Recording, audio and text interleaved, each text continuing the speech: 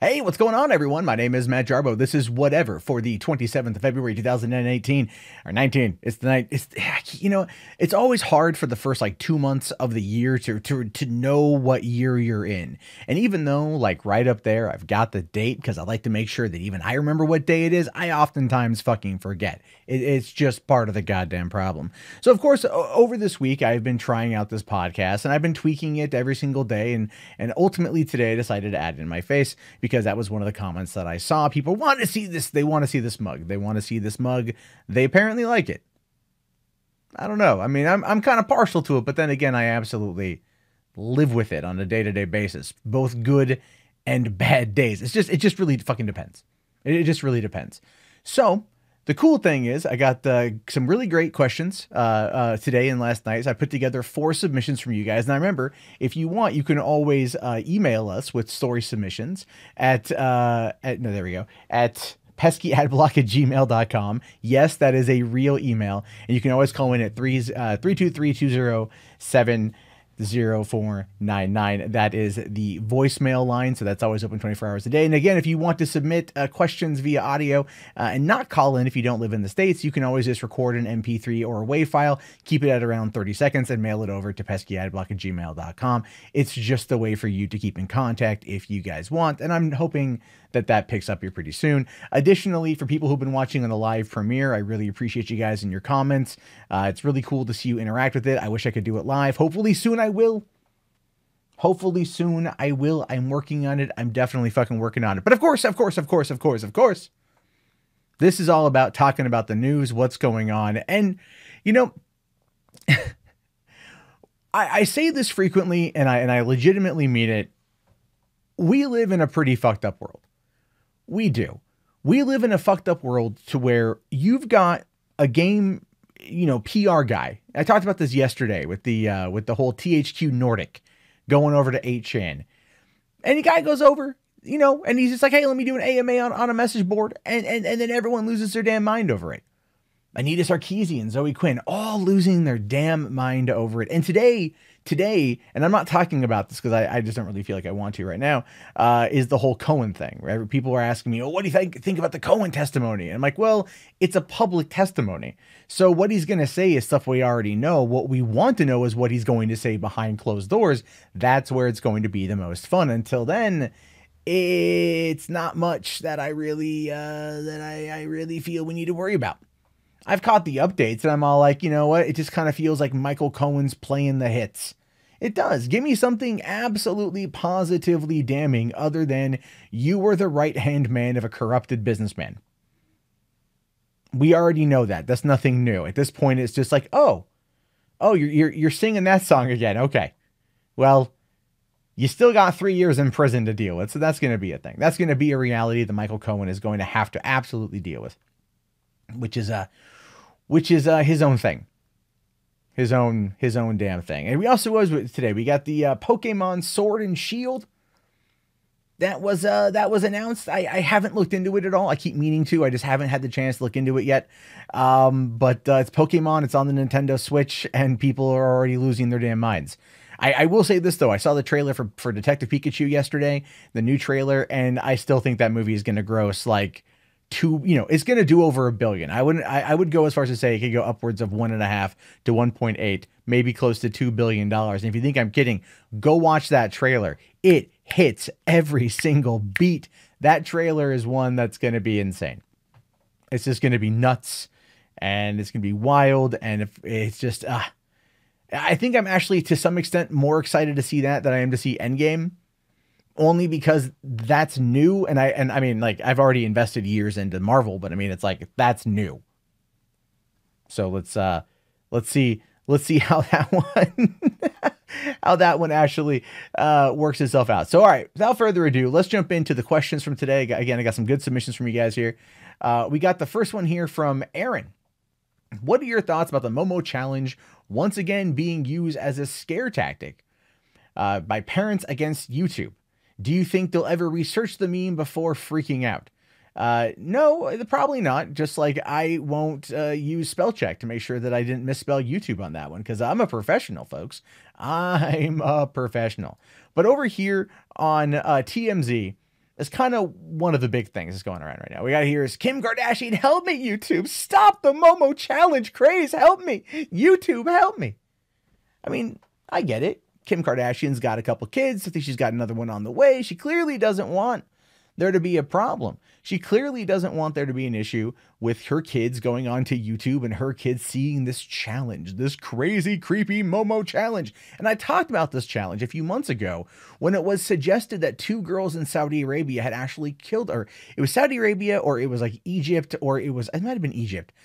It was a Middle East country where like 2 kids had apparently killed themselves as a result of the Momo challenge. And that was a big thing. And then last night trending on Twitter was Momo. And I looked at it, I'm like, why the is Momo trending again? Who the fuck cares if this is all not real? But apparently Kim Kardashian is upset about it. So we all must care now. It says here, Kim Kardashian has put herself squarely in the middle of the modern day ghost story known as the Momo challenge. Kim is begging YouTube to help remove all Momo challenge videos. If you haven't heard about it, the videos contain a creepy figure popping up and instructing kids to kill themselves and intimidating them to keep the video secret from parents. It's also one thing that's kind of been confused with I think it's the blue whale challenge, where it's a series of grooming events that push kids further and further day by day to the point of where it's, if you want to win the game, you then have to commit suicide. It's a horrible thing. Again, it's one of those urban legends that I think is somewhat real, but it's also, people always tell me it's not real, and I don't even know. Now, Kim posted a plea on YouTube for YouTube to get on the stick and shut it down.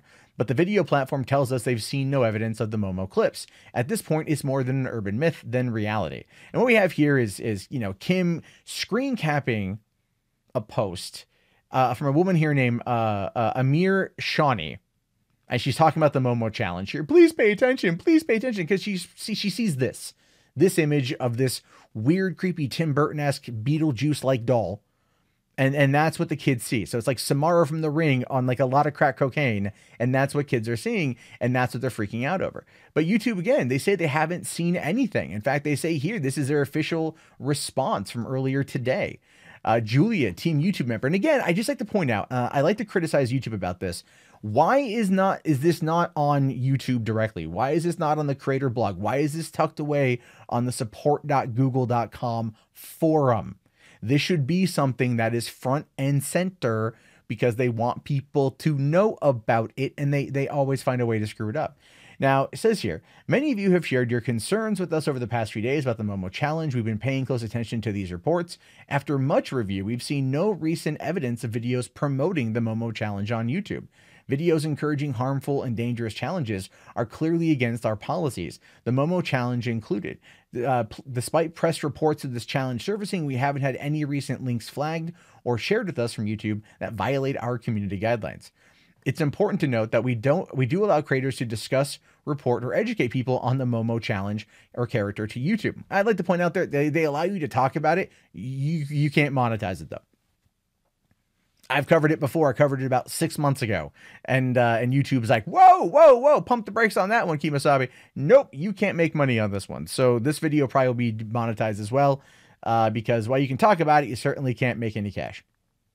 Yeah, I'm educating the public here, YouTube. You should be thanking me. I'm kidding. Anyway, all right, so it's important to know that, okay, we do allow, we've seen screenshots of videos and or thumbnails with this character in them. To clarify, it's not against our policy to include the image of the Momo character on YouTube. That being said, this image is not allowed on the YouTube Kids app, and we're putting safeguards in place to exclude it from content on YouTube Kids. And then they have more things talking about it so people know that it's clearly going to be an issue. And look, here's the deal: is the Momo challenge. Let's just bring that up again, because that's clearly not creepy enough there. But the Momo challenge is a thing where, you've got this character that is frightening to look at, right? And as we get closer to Scary Stories You Tell in the Dark, as that movie gets closer to coming out, people are going to start looking at this kind of stuff and really freaking out about it, because that's just what they do. That is at this point literally just what they do, and it's unfortunate, and it's just the world we fucking live in. People always get weirded out over the stupidest crap, and again, we just have to we just have to deal with it. So there we go on that one. Anyway, that's the Momo challenge. It clearly isn't real, even though people still arguably try to treat it as such. So let's take a look here at the next question coming up from Mark, asking, did you hear about the delivery guy who got accused of dipping his nuts in salsa because of a low tipper? If you've ever worked in fast food, if you've ever worked at all in fast food, you know how annoying this is. You know how low tipping is annoying. It's one of those things where I told my girlfriend about this earlier today when I was prepping the show, and she was all like, how are you mad about that? Like, you always bitch about having to tip. And it was like, it's not that I hate tipping. I have nothing against tipping. I tip pretty well. It's always the culture surrounding it. It's that expectation of tips. It's that expectation of something. That's not that I'm not a big fan of, right? You know, but at the same time, this is completely uncalled for.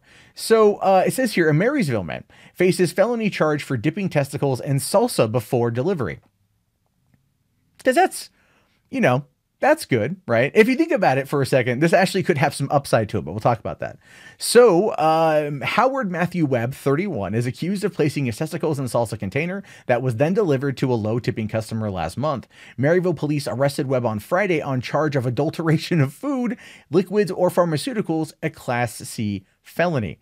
What exactly is the adulteration of food? It does come across like he was married to maybe another food item, and then he just had sex with another food, and it happened to be documented, and it's illegal in that state. Otherwise, I don't quite understand what the adulteration of it means, but anyway, you know what? The law is the law, and I'm just an idiot. A woman who received the salsa ordered the food on January 12th from a local Mexican restaurant through Dinner Delivered, an online food delivery service. So kind of like DoorDash or Postmates or Uber Eats.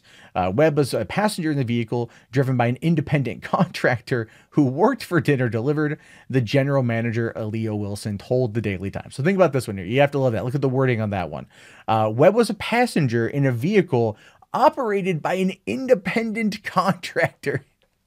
Like, we want nothing to do with this. This is nuts, but it ain't our nuts. Nothing to do with us. All independent. We have absolutely no responsibility to this. And truth be told, they actually don't. It really does boil down to the Dinner Delivered, the company that hired the independent contractor. Essentially, what they're trying to talk about here is the fact that the independent contractor, is like, they don't do background checks. It's like, I drove Uber for a while. Minimal background check. I did Uber Eats 2 years ago when I first moved to Washington for a couple days. And again, no background check. I've met other drivers, no background check. People show up and do whatever. A friend of mine just signed up for DoorDash, and I was asking him about it. And he's like, you give them your driver's license, they might do a background check, but they pretty much just keep it like, oh, do you solemnly swear that you are above board person? And that's like their background check, because they don't care. They don't care. It might be a minor inconvenience to them in order to get someone the food, but it's just at the end of the day. Now, so after the pair picked up the food from the restaurant, they made a video, because this is what got the guy in trouble. Okay, this dude right here, who looks like he does dip nuts in salsa. It says here that he produced a video showing Webb placing his testicles in a salsa container, and the driver is heard laughing and stating, "This is what you get when you give an 89-cent tip for an almost 30-minute drive." The Maryville Police Department investigator wrote in a statement, Webb is heard saying, oh, it feels so good, ladies and gentlemen. The salsa, the tomato juices really work with the testicles. But the thing is, I mean, like, at no point do I agree with this, but I kind of see why the driver is upset. An 89-cent tip on a 30-minute drive. If you're working for when I did it, you don't get paid that much money. You don't get paid that much money to do Uber Eats or to do Uber at all. It's based upon like the frequency and the distance. If you can, a lot of shorter orders or whatever, you're going to get like a set amount of money, but the further out you go, you get a little bit more money, but it's still like, at the end of the day, it doesn't really feel like a lot, depending also on if there's surge rates or promotional deals. And I don't know how Dinner Delivered operates. I don't know if they're, but the guy felt screwed out of a 30-minute drive. Now, that 30-minute drive could have been 15 minutes there, 15 minutes back, and that could have been considered 30 minutes, but he clearly knew who this person was. At least that's what it feels like. Now, the 14-second clip made the rounds on Facebook, racking up hundreds of shares. Why would you share it? Why the fuck would you share it? Yeah, we're just going to sit here and, dip my nuts in the salsa, and then I'm just going to post it on the Facebook. No one's going to know who it was for. Like, you're saying right there that it's because someone tipped 89 cents on a 30-minute drive, and you probably posted it to your own Facebook, so your idiotic friends are going to know that you drive for dinner delivered, and then, it's eventually going to be able to be traced back to you. It doesn't take Columbo to trace back a fucking video post. Not at all. Now, police opened an investigation after Dinner Delivered contacted them about the video. The driver has not been charged, but the investigation is ongoing. Yeah, but he's out of a job, I'll tell you that. Webb was not affiliated with the driver service or the restaurant. It's unclear why he was in the vehicle. Well, that actually makes a lot of sense. So when you do Uber, you're supposed to be by yourself, like when you're driving car, picking up people. But when you drive with, you go to pick up food, oftentimes people roll with their whole families. It's just, for one, it's company. Two, it's just, if you need to like park and have somebody run up to drop it off at someone's door, it just makes it a little bit easier. I saw a woman the other day, handicapped. She was disabled, and she had her son carrying the food, and I held the door open for her. She was leaving, and oh my God, you're doing Uber. She's like, yeah. And we talked about it for a second. So it's like, yeah, people do it. They have their kids help, our family members help out, or people hang out with them. It's not that big of a deal. It's really not. It's I could see it being a very solitary existence. When I did it, it was very solitary. So the driver had worked for Dinner Delivered since November. She's now out of a job, and she will never drive again for Dinner Delivered. Yeah, I would assume so. I would also figure that her information would have been forwarded off to Uber Eats, to Postmates, to DoorDash, and all the other ones. The company, which serves parts of East Tennessee and North Georgia, issued a refund for the order and found no evidence that anyone else's food had been tampered with.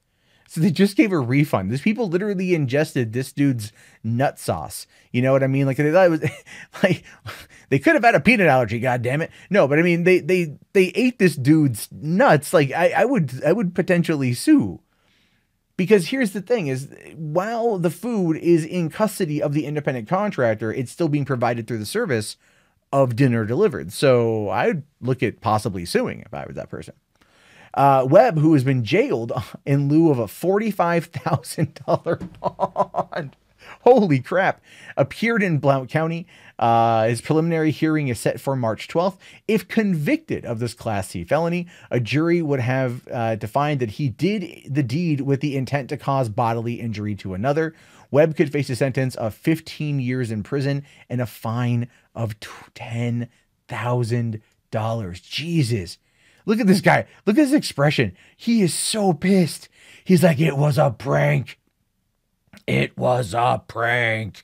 Ah, yeah, you fucking moron. You dipped your nuts in salsa while your girlfriend or your friend recorded it, shared it around on Facebook. You were identified, and then now you're facing up to 15 years in prison for 14 seconds of idiocy. Yeah.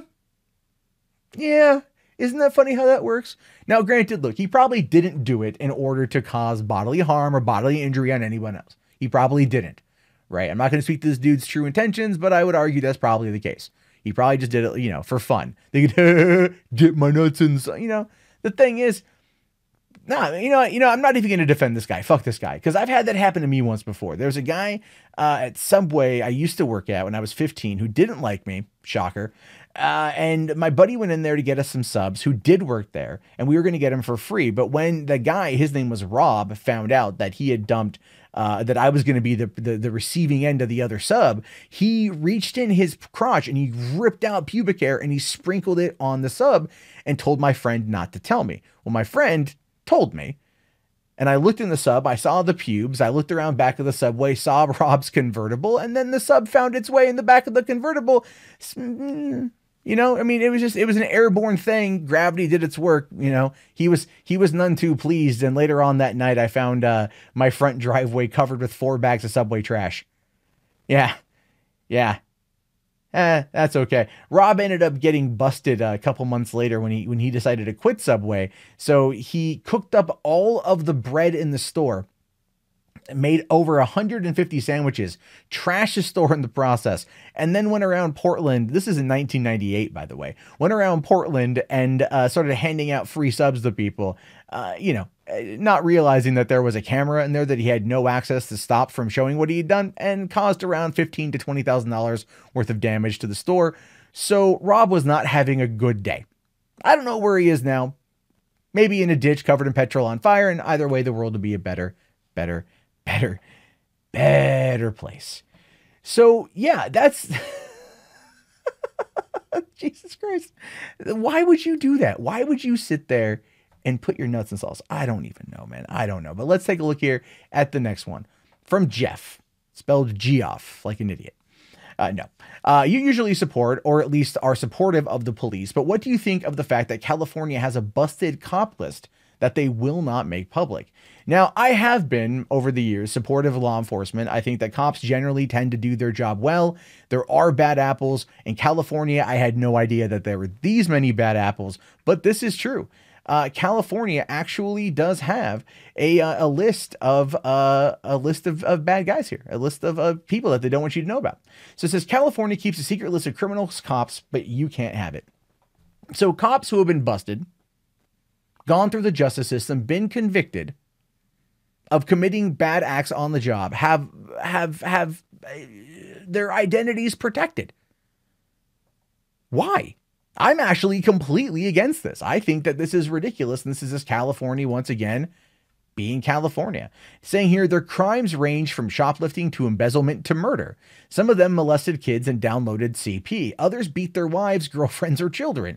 One thing they had in common, a badge. Is it just me, or does that feel like you would see that on like the front like poster of a movie?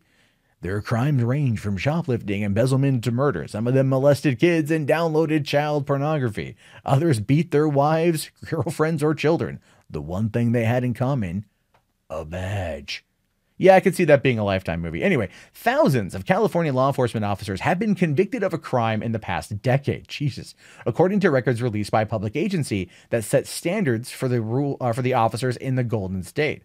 The revelations are alarming, but the state's top cop says Californians do not have the right to see them. In fact, Attorney General Xavier Becerra warned two Berkeley-based reporters that simply possessing this never-before publicly released list of convicted cops is a violation of the law. It's a violation of the law to have it be publicly known what cops have done while they were officers, what they were convicted of. I know. I think that at that point in time, they lose that anonymity. They're a public servant. They're a public servant. They're not like,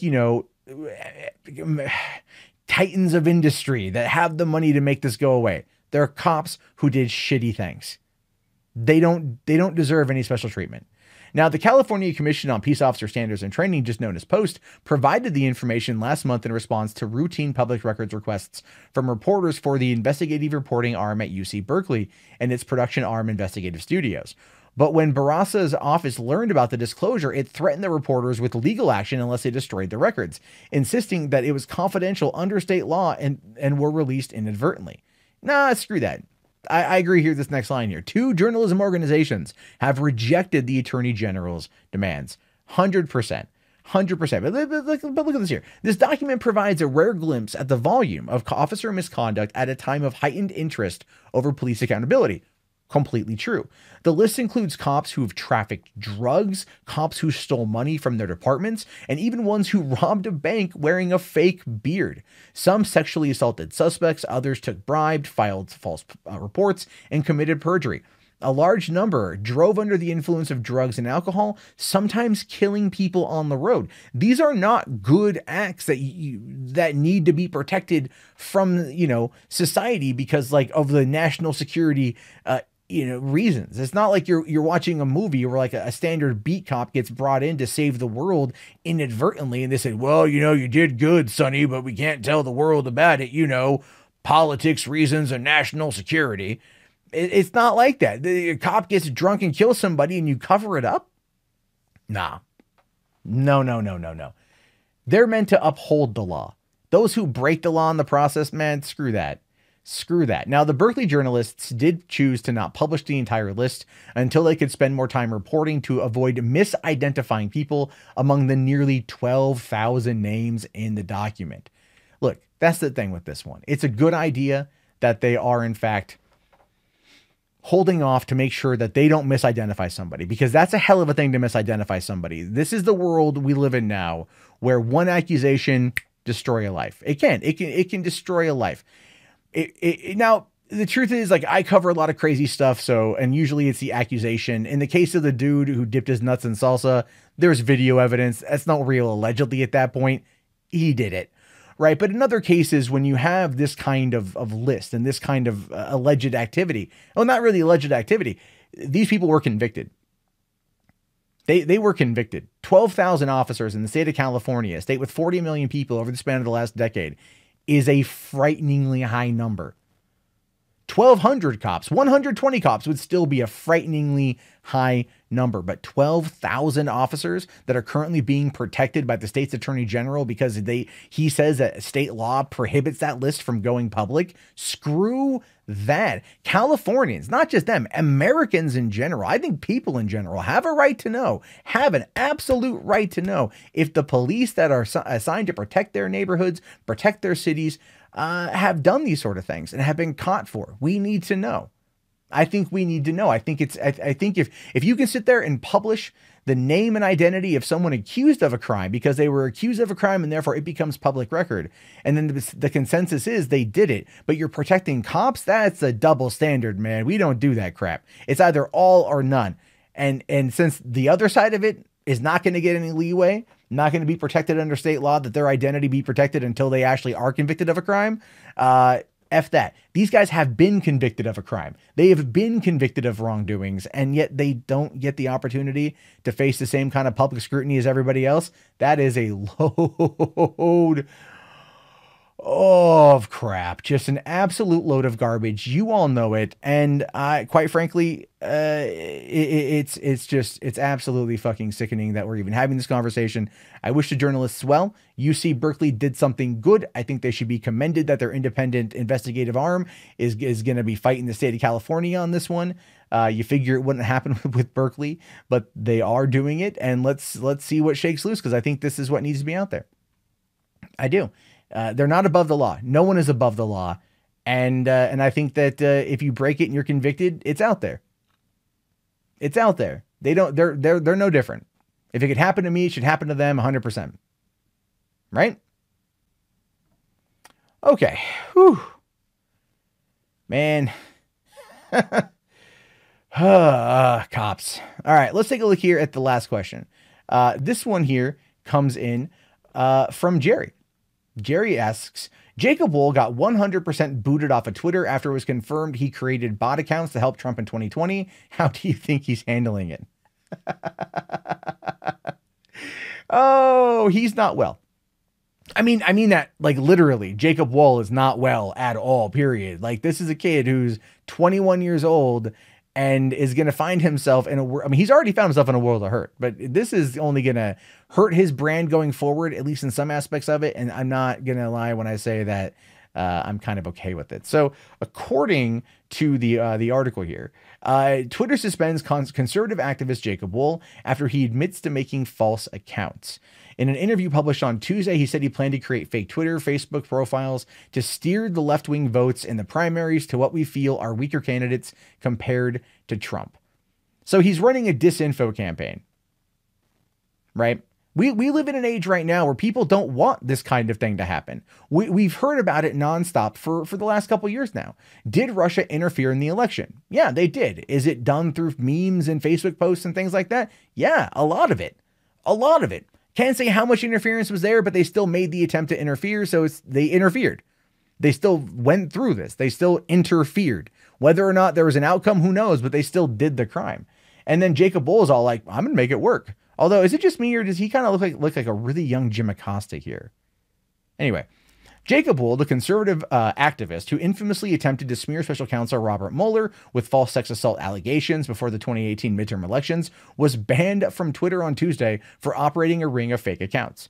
Now, right then and there should tell you everything you need to know about Jacob Wohl. This is a guy who, using his own security company that he has somehow, to go out there and to smear Robert Mueller, whatever you think of the guy, whatever you think of the investigation, to try to accuse a person of sexual assault before the 2018 election in order to sway it towards conservatives. Now, granted, that had absolutely zero impact, and there was a blue wave, not a tsunami, but definitely a wave, and nothing came from it. And this whole past week, he's been in Minnesota with Laura Loomer, Looney Loomer of all people. Miss, oh my God, the lefties are out to get my car by dilapidating my tire over years of just, of not touching it, of just years of neglect on the tire.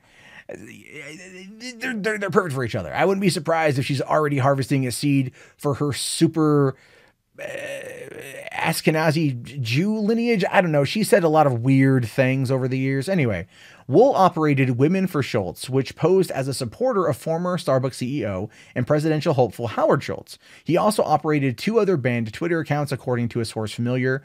Wohl's account was suspended for multiple violations of the Twitter rules, specifically creating and operating fake accounts. Now, Twitter is very, very, very hardcore. If you get suspended, like, a lot of people tend to come back, but it really, and it depends on whether or not you've been very bad.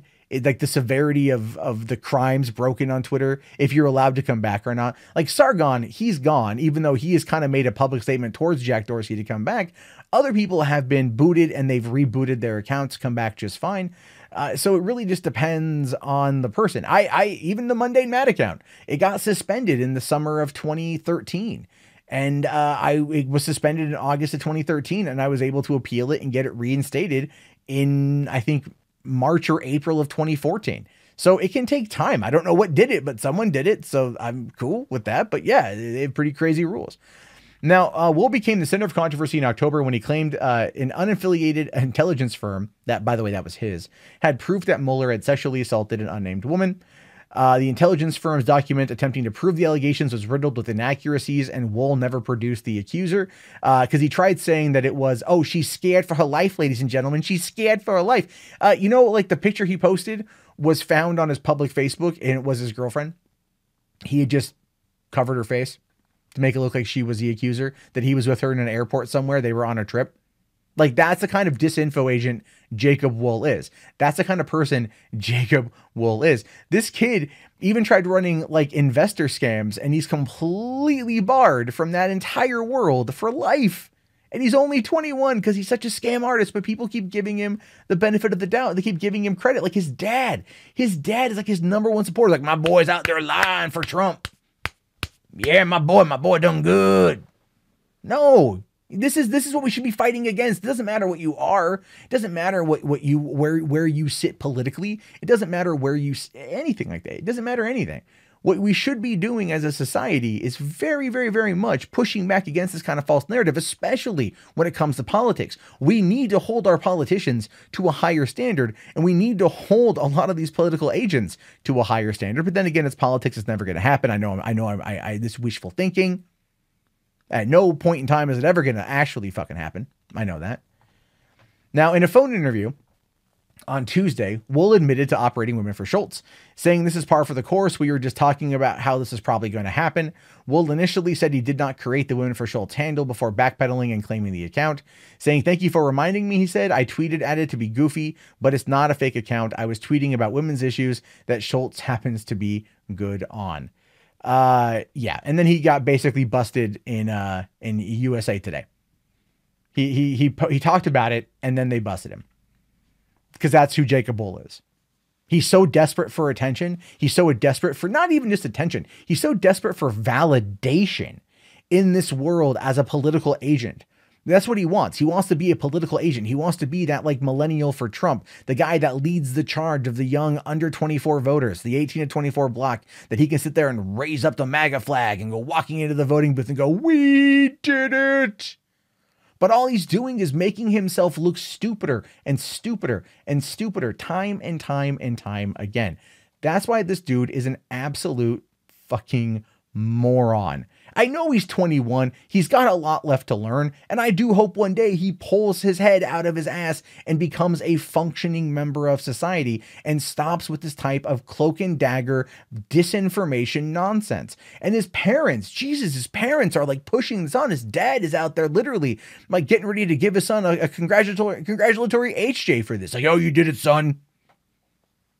You got the lefties. You know, like that's what it feels like. Just stop wiping your kid's ass. Teach your boy right from wrong. Fine, if he wants to campaign for Trump, I'm not against campaigning for Trump. If he wants to campaign with Laura Loomer about the crazy Muslim infestation of Minnesota, whatever the hell it is, where they're hanging out in a hipster coffee shop, fine, let him do that. But do it publicly, do it honestly. Do it honestly from their own heart. It's this disinformation crap I can't stand, and he knows exactly what he does, and he knows exactly why he does it, and people just keep giving into this. They keep giving into this nonsense mindset of this 21-year-old that's like, I'm doing the Lord's work. No, you're being a moron, and you're always being exposed for being a moron. At this point, I simply just have to summarize it up by saying, I kind of see why you support Trump. So by all means, keep going, because Bernie 2020, baby. Bernie 2020. Oh my goodness. Oh man, that was fun. That was fun. Bernie 2020. That's going to give me a lot of downvotes. That's fine. That's fine. Look, again, you can vote for who you want. You can do all that how you want. I don't care. You know, just be honest is all I want, you know. Everyone, look, you can learn your lesson and come back and be a more honest person. Okay, how about that? Like, how about we do that? But just don't. People believe this stuff. And people believe memes. They believe all this crap. It's best to just like be honest about it. You can be funny without being a lying sack of shit. That ain't that fucking hard. Man. You know, just you start thinking about it and you're like, yep. People are dumb. People are dumb. Speaking of more dumb people, if you guys want to, if you want to send me a fellow dumb person things, by all means, you can do that by emailing story submissions along with a question or a comment or whatever to peskyadblock@gmail.com. Again, we've gotten a bunch of them, so I do appreciate that. Send with with a link, so I know the story you want me to cover, as well as keep the message under 90 words. It'd be fantastic. Or you can always call in with the voicemail too. Again, waiting for those to kind of come in. So far hasn't been many, but those always take a little bit of time, and that's fine. So I'll be back on tomorrow. Again, I'm trying to lock down the good time to upload and schedule the premiere. I'm still figuring out the timeline with that. That's on me. Essentially speaking, I had to rebuild OBS today, so that's why we're coming out a little bit later. That was my own fault. But I will talk to you guys later. If you guys do want to help support the channel, and I really hope you do, you can always do it by just subscribing to the channel, by liking the video, by commenting. You can also, there's a Patreon, there's PayPal, there's Subscribestar, if they even work. I have no idea right now. And I'll talk to you guys all later. Thank you very much. Have yourself a great day and peace out.